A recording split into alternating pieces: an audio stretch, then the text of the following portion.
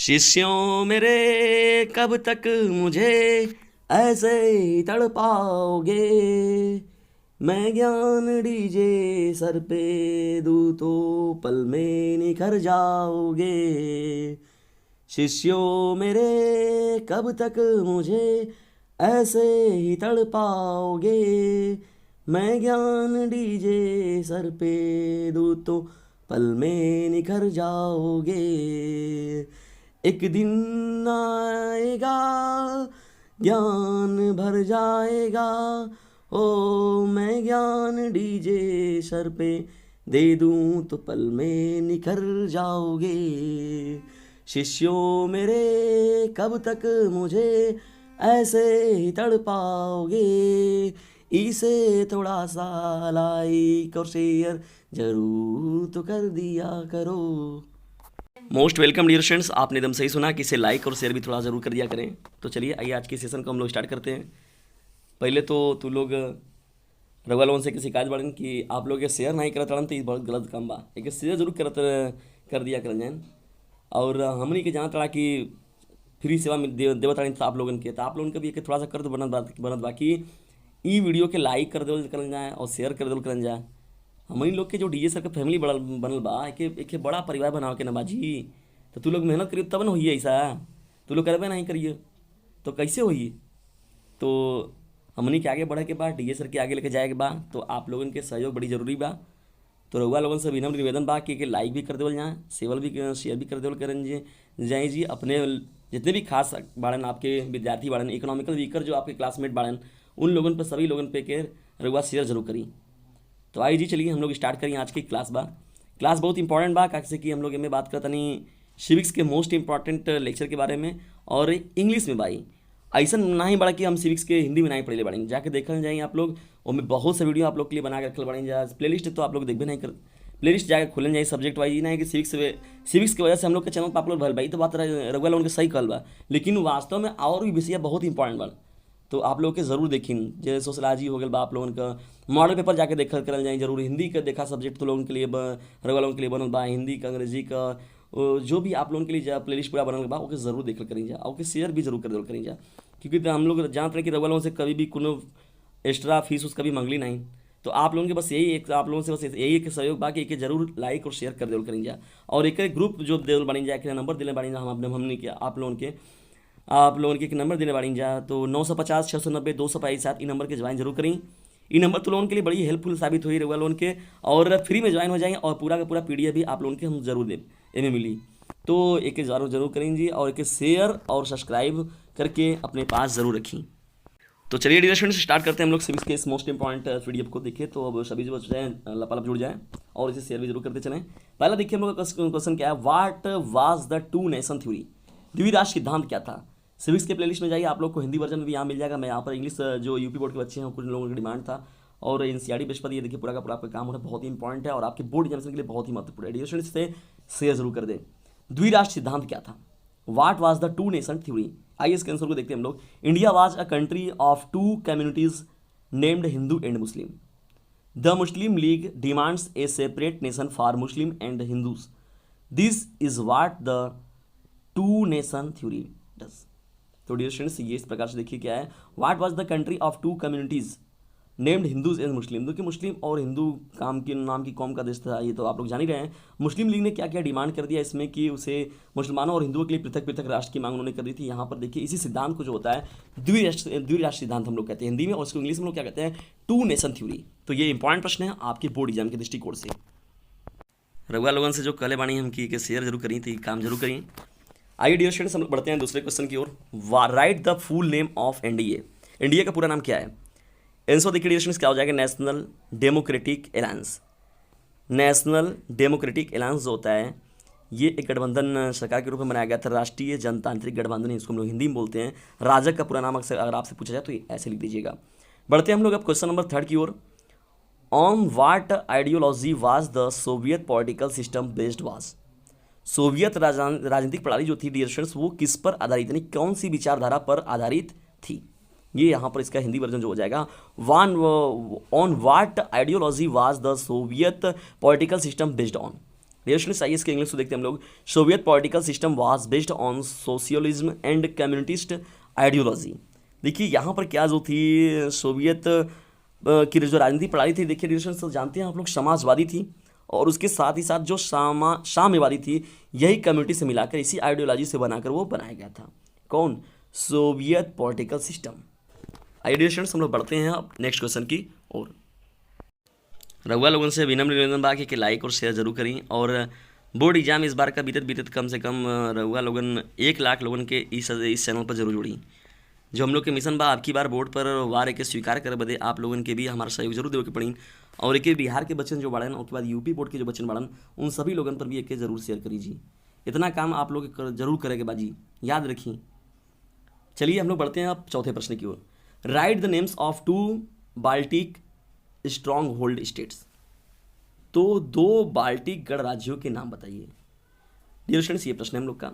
देखिए यहाँ पर राइट आंसर जो हो जाएगा, एस्टोनियो और लाटविया जो है वो 2 बाल्टिक स्ट्रॉन्ग होल्ड स्टेट्स के नाम हो जाएंगे आपके।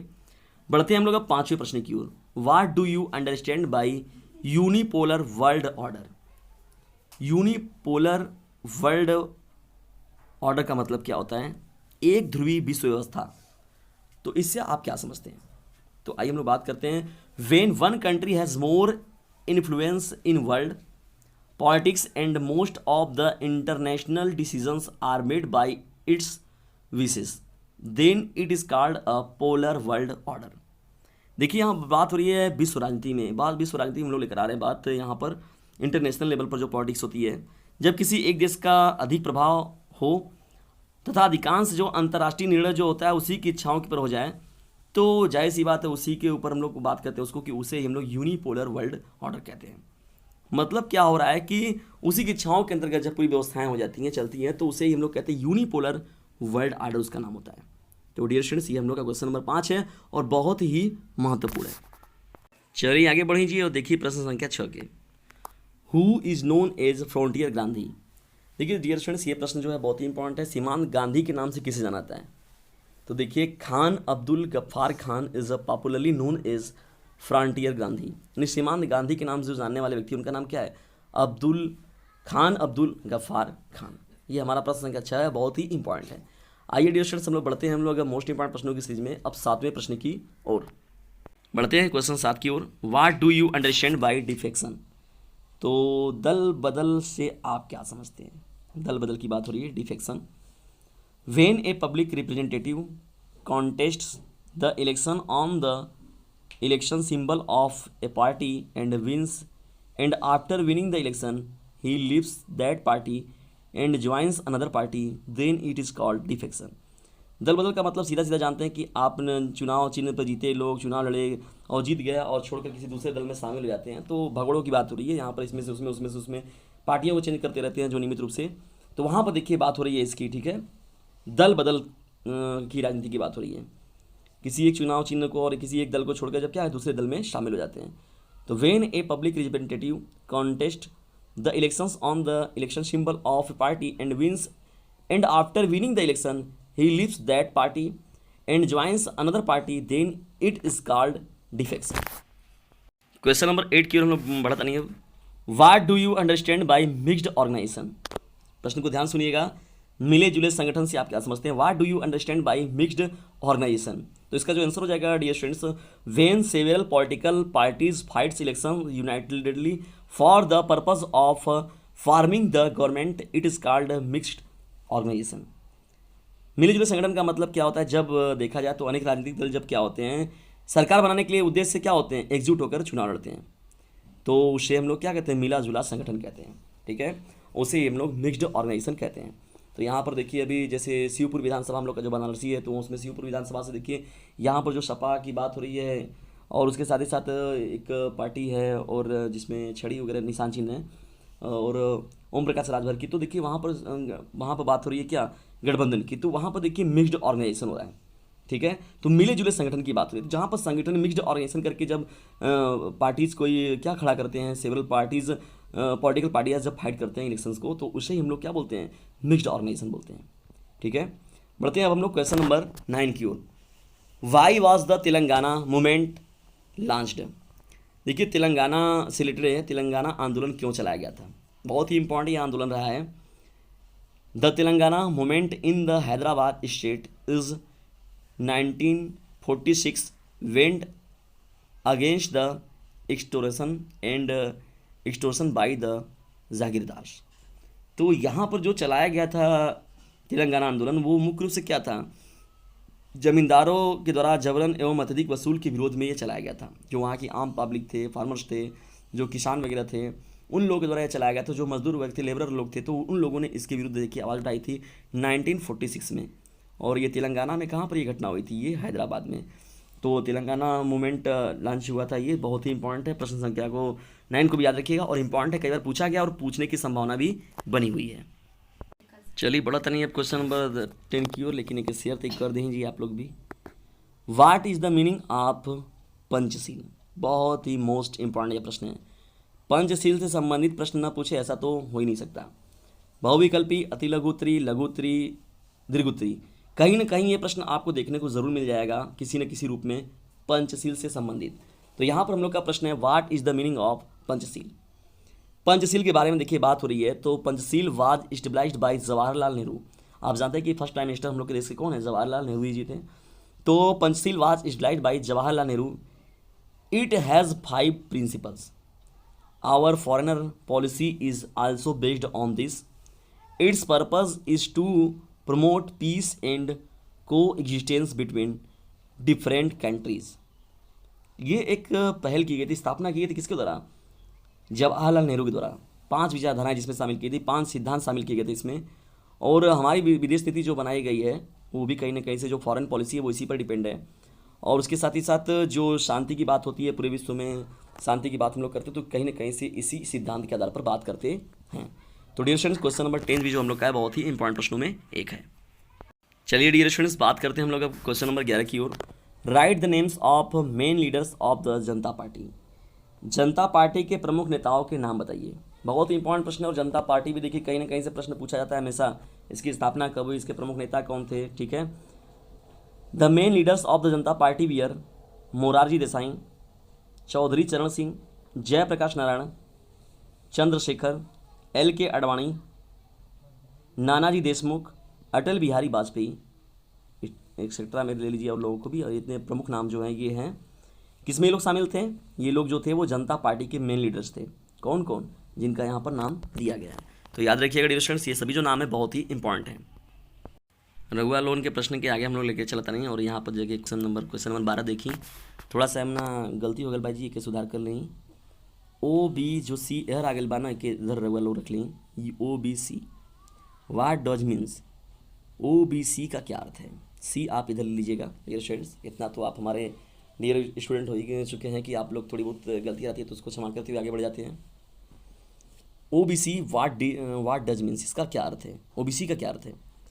देखिए डियर स्टूडेंट्स, यहाँ बात हो रही है OBC का, तो इसका जो अर्थ निकल कर आता है, अन्य पिछड़ा वर्ग के बारे में लोग बात करते हैं। अदर बैकवर्ड क्लासेस और अदर बैकवर्ड कास्ट की बात करते हैं हम लोग। तो यहाँ पर देखिए OBC की बात होती है। और यहाँ पर ये इंपॉर्टेंट प्रश्न है आपके एग्जाम के दृष्टिकोण से भी। बढ़ते हैं हम लोग क्वेश्चन नंबर अब 13 की ओर। When did China join WTO। WTO को चाइना ने ज्वाइन कब किया। China join the world trade organization. देखिए यहाँ पर WTO का स्थापना कब हुआ, तो 2001 में हुआ था, ये याद रखिएगा, इंपॉर्टेंट है। और उसके साथ ही साथ WTO का फुल फॉर्म क्या होता है, वर्ल्ड ट्रेड ऑर्गेनाइजेशन, ये है, ये याद रखिएगा। और इसमें ज्वाइन कब हुआ था चाइना, ये भी देखिए। तो यहाँ पर एक प्रश्न देखने को मिल रहे हैं आपको, मतलब अगर देखा जाए तो वेरी शॉर्ट टाइप में ये क्वेश्चन है, शॉर्ट टाइप में क्वेश्चन, लेकिन उसी में आपका देखिए 3-4 क्वेश्चन तैयार हो रहे हैं, ऑब्जेक्टिव भी क्वेश्चन स्टार्ट आपके तैयार हो रहे हैं। तो क्वेश्चन नंबर 3 भी आपका बहुत ही इंपॉर्टेंट प्रश्नों में एक है। रघुआ लोगन, प्रश्न में आगे बढ़े से पहले एक बात जरूर याद रखें कि वीडियो थोड़ी सी भी आप लोग के लिए हेल्पफुल लगत बात है कि शेयर जरूर कर दें, क्योंकि आप लोगों से बस यही हमें हेल्प चाहिए। आप लोग इतना काम जरूर करीजिए, एक शेयर जरूर करिए।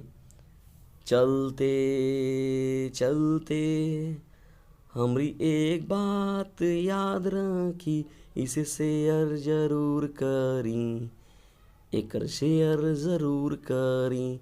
तो रघुआ लोगों से विनम्र निवेदन बा कि एक शेयर जरूर करें। तो आइए बढ़ते हैं हम लोग अब 14वें प्रश्न की ओर। और आज के इस सेशन का हम लोग का अंतिम प्रश्न भी रहेगा 14, question number 14। Which 2 SAARC members countries are to the south of India. Dear students, यहाँ पर बात हो रही है भारत के दक्षिण में सार्क के 2 सदस्य देश कौन है, इसकी बात हो रही है। सार्क के बारे में मैंने पूरा डिटेल पढ़ाया हुआ है। आप सार्क के जाकर लॉन्ग टाइप क्वेश्चन में जब आप तो पहली बात जो भी एक वीडियो देखते हैं आप उसी को पढ़ के परेशान हो जाते हैं। आप जाइए सब्जेक्ट वाइज, मैंने प्लेलिस्ट सजा कर रखे हुए हैं, आपको एक से एक बढ़कर हर सब्जेक्ट के लेक्चर मिलेंगे। उसे ज़रूर पढ़िए, उससे ज़रूर लाभ उठाइए और उसे शेयर भी ज़रूर करिए। तो डियर स्टूडेंट्स, यहाँ पर जो हम लोग का प्रश्न है सार्क के 2 प्रमुख सदस्यों के बारे में बताना जो कि भारत के दक्षिण में है। तो जाहिर सी बात है भारत के दक्षिण में देखेंगे कि भारत के मैप के नीचे क्या चुंडी का लटका हुआ है, क्या श्रीलंका, छोटा सा श्रीलंका की बात होती है, उसके साथ ही साथ मालदीव्स की बात होती है। तो ये साउथ में है, इंडिया के साउथ में ये सभी क्या हैं, कंट्री मेंबर्स जो कि सार्क के सदस्य देश हैं। और सार्क के टोटल जितने भी पूरा मैंने डिटेल सार्क का पूरा दिया हुआ दीर्घोत्तरी प्रश्न में, सिविक्स का प्लेलिस्ट खोलिए, उसमें आपको मिल जाएगा। और उसके अलावा और भी अदर सब्जेक्ट की प्लेलिस्ट मैंने बना रखे हैं, उनको भी देखिए और उसे लाइक, शेयर और सब्सक्राइब जरूर करते चलें। बस मेरी हेल्प के रूप में आपको यही करना है, मेरे हेल्प के रूप में बस आपको, मेरी फीस के रूप में बस आपको इतना ही काम करना है छोटा सा, कि जो वीडियो पसंद आता है उसे लाइक करें, शेयर करें और चैनल को सब्सक्राइब करना बिल्कुल भी ना भूलें। और डीजे सर चैनल के परिवार से कहीं ना कहीं से जो बोर्ड एग्जामिनेशन के टॉपर बच्चे बने वो कहीं ना कहीं से डीजे सर फैमिली से स्टडी किए हुए हैं। और उसके साथ ही साथ ये जो इस बार का हम लोग का बोर्ड एग्जामिनेशन ज़्यादा है, कम से कम हम लोग 1 लाख डीजे सर के फैमिली मेम्बर्स ज़रूर हो जाएं। अभी हम लोग का आंकड़ा बहुत पीछे है, लेकिन जैसा आप लोग का सहयोग मिलेगा तो वो आंकड़े बहुत दूर नहीं है।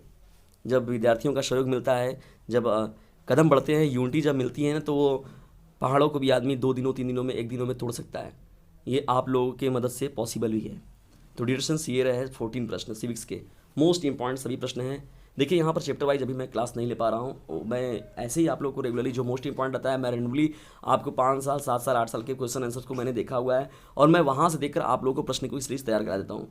जैसा आप लोग को इंपॉर्टेंट लगता है वैसे आप लोग नियमित रूप से आप देखा करिए, स्टडी किया करिए।